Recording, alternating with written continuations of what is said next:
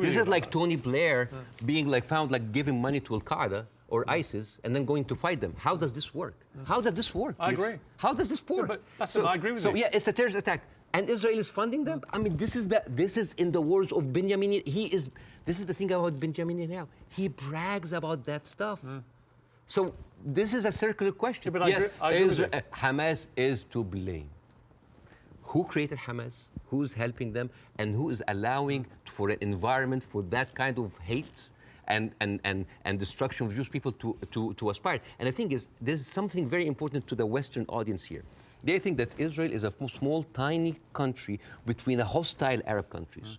The biggest military power in the Arab world is Egypt. They have a peace treaty. Their neighbors, Jordan, they have a peace treaty.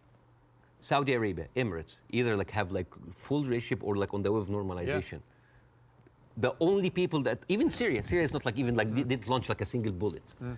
The only two crutches that Israel is like Hezbollah and Hamas. Yeah. A few militant, thousands of militant.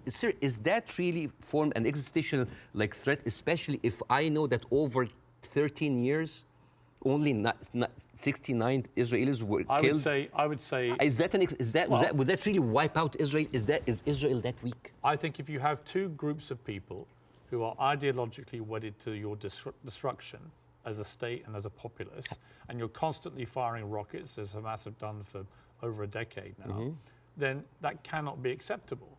You have to stop that, right? These are terrorists who've now shown on October the 7th their true colors. They don't just talk about wanting to kill all Jewish people. They are going to do it if they get the chance. So I don't believe Hamas can possibly stay in any position of authority in Gaza. I think that would be ruinous for not just the people of Gaza, but also for Israelis. So if you're going to get rid of them, which many people think on both sides is inevitable and should happen as a consequence of what they did, the big question is, how do you do that? And I don't know any other way other than the way Israel is currently doing. Hence my personal moral quandary about this. So if a terrorist takes over the Empire State, instead of taking him out, we bomb the whole Empire State?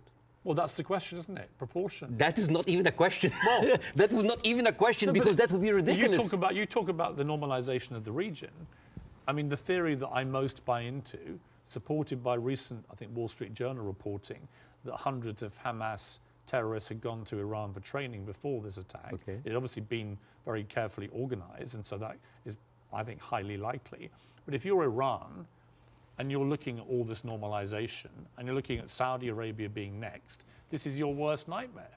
So a perfect time to commit an atrocity like this through your proxy of Hamas. Again, I'm not a political expert to know what is the background, but let me tell you. It's a likely theory. Is Hamas justified? Is all of the horrible conditions that Palestinians are living in, is that a justification for Hamas doing what they did in October 7th? Good. Do you think so? Of course not. Right. So we're agreed. No, of course. So let me ask you the question a different way. There is no justification what Israel is doing now. No Hamas, no terrorist attack justifies this. Well, because you have been there. No, but you have been there. You have stood against the Iraq war. Yes. And that is too much. Yeah, but here's the difference. You are killing a whole population. No, here's the difference. I didn't stand against them for that reason. I stood against the Iraq war because I did not believe we had seen evidence that Saddam Hussein had weapons of mass destruction.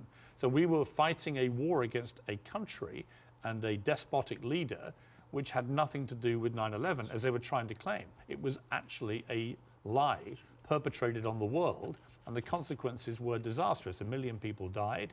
I mean, over 150 British troops died. My brother served in Iraq and could have been one of them. You know, the whole thing was a fiasco, a deadly fiasco. It led to the rise of ISIS and all the hell that came with that. So, you know, yes, absolutely, I fought that campaign against that war, and I wish I'd been successful. But the singular difference here is no one is disputing, least of all the Hamas themselves, that they perpetrated this attack. And I believe Israel has a fundamental right and a duty to defend its people from them doing it again. So if we can agree on that as a principle of a country that's had that kind of attack and how you deal with it, the question then becomes, how do you eradicate the people who did it? And I just think, given the intense nature of the way the population exists in Gaza, very, very large numbers of people in confined places, and that is in itself unacceptable, and I will agree with you about all of that, and that has to be fixed longer term. But actually, if Hamas are everywhere there amongst these people, I just don't see any alternative to what they're doing. And I'm very happy to consider one. But I don't think you have one either. So if the Iraqis were actually, there was evidence that they were behind 9/11, would that still be okay to kill a million Iraqis? We have a parallel, which is Afghanistan. And in fact, I would say, but that raises a different question. So was the Afghanistan war just? I believe it was, in a way that Iraq wasn't. I believe that Afghanistan was harboring terrorists, Al-Qaeda. We know that they were training there. We know the Taliban were there. And we went in, we launched this war. It goes on and on and on. Huge bloodshed on both sides. And in the end, after a ridiculous overnight pullout by America and President Biden, the Taliban are back in charge and waging the same kind of medieval rule they waged before all this. So you've got two things. Was it justified to strike back at Afghanistan for harboring Al-Qaeda? I would say yes. Did the means in the end justify the war? You could argue no, actually, because actually you ended up with the Taliban back in charge. So they're two different things. And it may well be here, by the way, as I've said, that if Israel pursues this ground invasion, it backfires horribly. It leads to a much wider conflict involving many other people, possibly including Iran directly.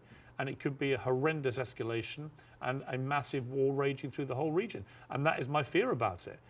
But I come back to the central point of justification, and I'm really struggling to see what else Israel is supposed to do to get rid of Hamas. And if you've got an alternative, let's hear it. I do. Pierce, this is never about Hamas. Believe me, it is never about Hamas. If somebody tells you who they are, listen. Israel has been telling the world all the time, they need to clear the Gaza Strip into Egypt. You think that's always been the plan? Always there. I mean, they have said it. They have said it many times. Why does Egypt take them? And do you think when Egypt takes them, do you think they'll go back? No, never.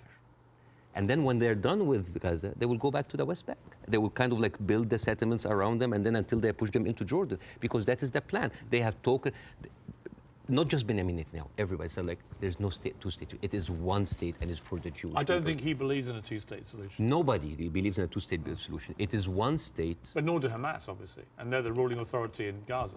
They don't. You see what you're comparing? It's a militant group. It's a small militant group. But they are Israel as a nation. They are the elected political leadership. They were elected in 2006, and 50% of the people in Gaza right now are under the age of 16. They were not even born. I understand. Yeah, like so. And the so all right. So Basem, let's agree about that. But that's the circle city. It's I understand. It's a circular firing squad. Hamas. I know. But okay, let's move forward. Oh, yeah. Let's assume